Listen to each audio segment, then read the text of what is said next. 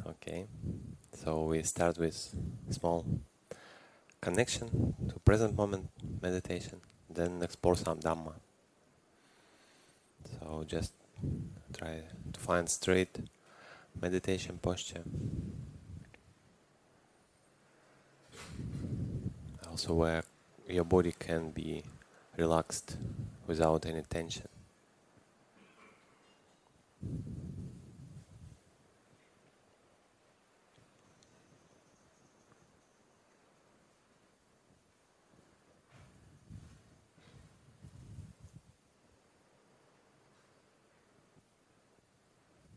And we just pay attention on our experience.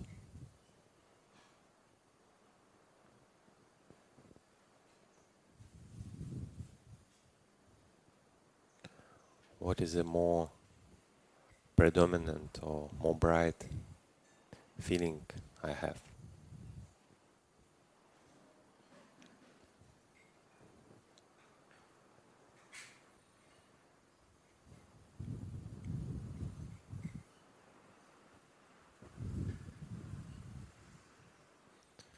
You might just ask yourself,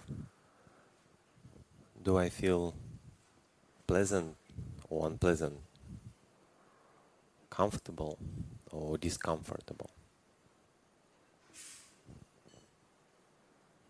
And then try to trace from which sense, from which channel these feelings come. Do I feel pleasant because of some bodily sensations? Or do I feel unpleasant because of some sounds?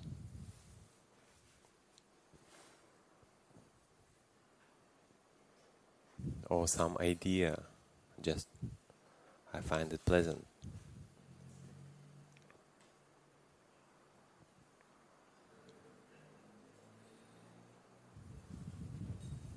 Just try to distinguish between this simple felt experience, pleasantness or unpleasantness, or maybe neutral, neither this or that.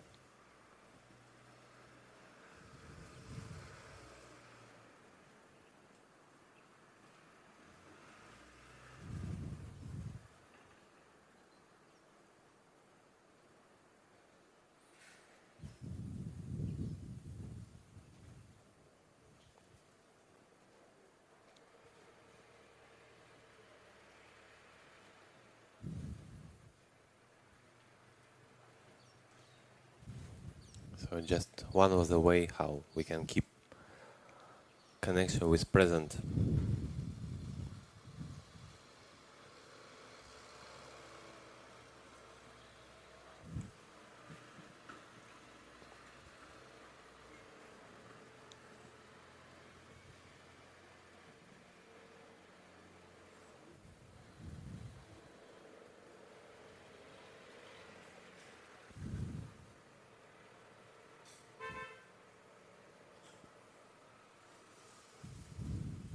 Also, it can help us to prevent any reaction. We just stay with tone of experience.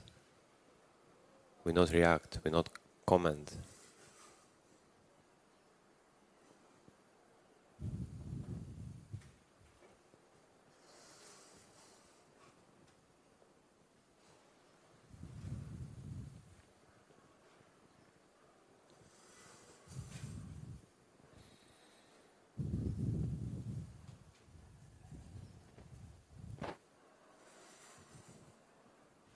So trying to keep this mindfulness connection. We can explore a little bit more about this phenomena of feelings, of Vedana, in Pali they call it, the tone of experience. And it's very kind of tricky. What do you think, feelings or Vedana aspect, it's a bodily aspect or it's a mental? mental. Yeah. So just English word feelings can be a little bit misleading. Yeah, because we call I feel sensations. Yeah, like the word feelings can refer just to bodily sensations.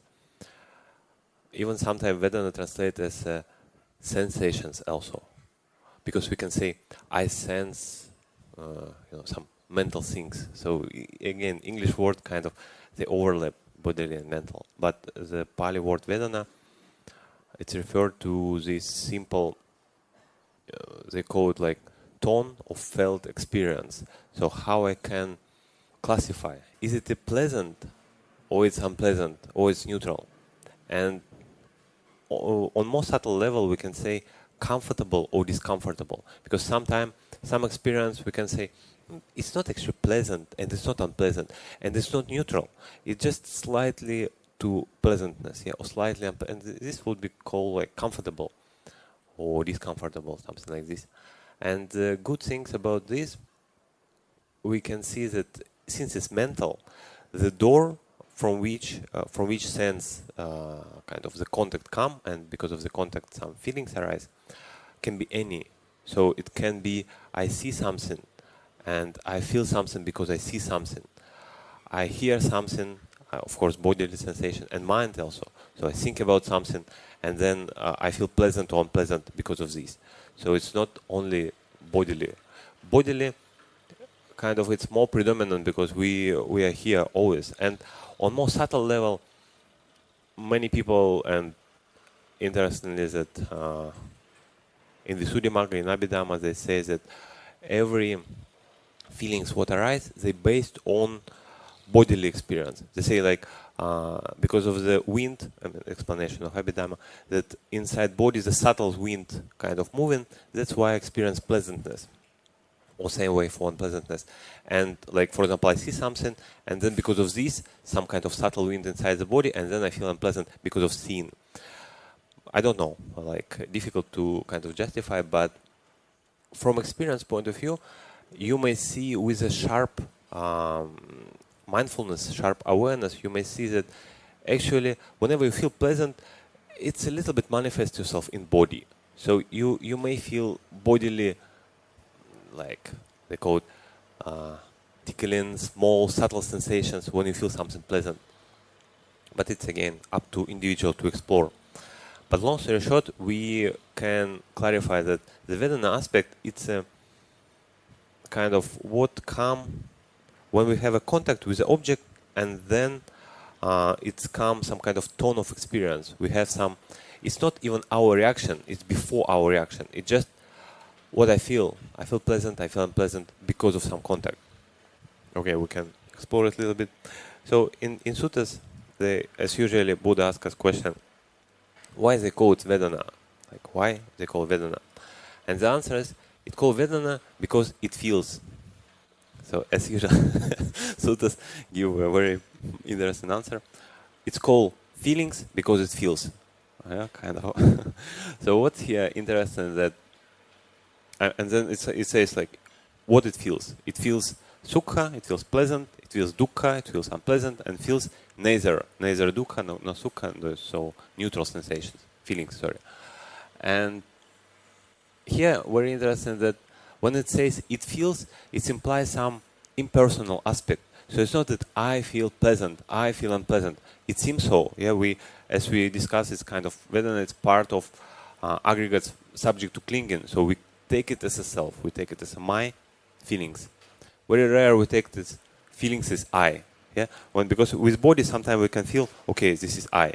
Sometimes it can come with mental, with for example intention or consciousness it may come. But with feelings it's mostly like it's my feelings. I cannot say that I am a feelings. This is very kind of rare comment, maybe for someone. But the thing is, like it just happens. So why it's called feelings? Because it feels. So it just occurs. This experience just happened because of some reason. And in other sutta, in madhupiṇḍaka sutta, it's explained like from the all six senses, and they start from I. Start like because of the I and because of the form, I consciousness arise. So we know like this And these three, I, form, and I consciousness, called contact. So we may say in simple language, it's just experience of seeing. I have experience of seeing. And because of this experience, some Vedana come. So some feelings. I feel it's pleasant, unpleasant, or neutral. And then what so to say, what one feel, that one perceive. So they say Sanya, perception, and Vedana, they come together. It's difficult to separate them. But we definitely can say that there is a strong relationship between them in terms of I cannot perceive what I'm not feeling, and other way around. And interesting, from practice of open awareness, you may kind of justify it. Because if you intentionally move yourself from sense to sense, it's one thing. So I want, like, for example, now seeing, hearing, smelling, tasting. So you rotate intentionally and you observe whatever you want to observe. But if you just release, if you just open, like, okay, let me experience whatever come, you may notice that in which sense the Vedana is stronger that you experience. So now, for example, hearing, yeah, it's stronger. Maybe it's unpleasant. And then you perceive it. For example, someone starts to dance here, for example. Yeah? It's kind of strong seeing experience. You may feel whatever, pleasant or unpleasant. Depends on the dance.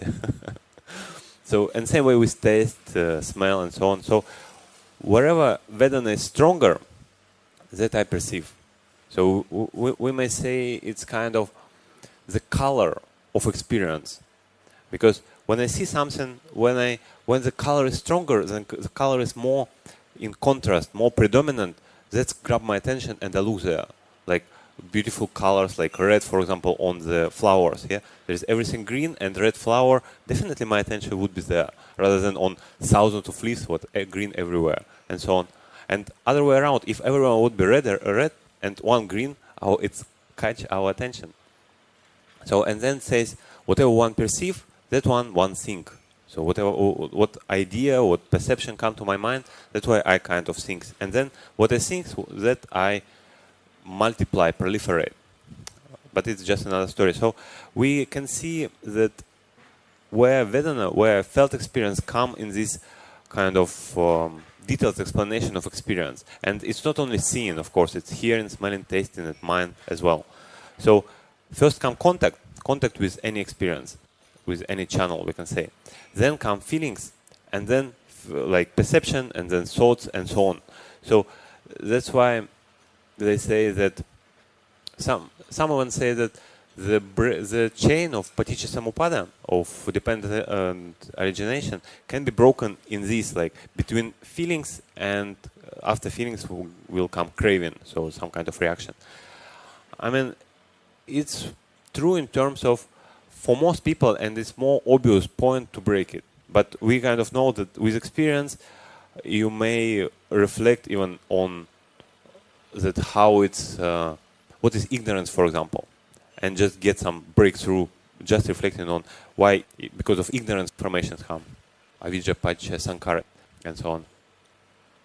This just reminds us about the importance of recognition of felt experience and the importance of understanding that we cannot cut Vedana. Like there are some, like sometimes people perceive it like this, that I should cut a Vedana, and Arahant don't feel at all. So Arahant doesn't have any feelings, just kind of robot. Arahant doesn't have reactions, what he cannot control. This is the next step. So Vedana, it's uncontrollable because of the contact, and Arahant cannot avoid contact. Contact is just things what happen, and that's why felt experience arise. But in some suttas they say, what's a kind of superpower of Arahant? That he may experience, he may feel pleasant, but he perceive it as unpleasant. He may experience maybe unpleasant, and he perceive it as pleasant, and other way around. So he kind of master of his reaction. He may react on it like whatever, it's neutral. I mean, the best reaction, of course, with equanimity. So he don't like react with any pleasant or unpleasant, or even maybe not pleasant, unpleasant, good words here. He does not react with pull and push. He don't want to push experience. He don't want to pull it. But he may, as you know from suttas, he may enjoy good food. So he may come to teams and like collect and say, oh, sadhu, sadhu, very good food. But he would not crave for tomorrow, or can I tomorrow also come to teams? So he would just kind of be present and without any craving for next. So I wish all of you to understand Vedana, to understand how these felt experience affect our life. Like, and sometime you may feel, oh, I feel pleasant. Just ask yourself, why? Where it's come from? It's come from, maybe I heard something. It's come from, maybe I think about something.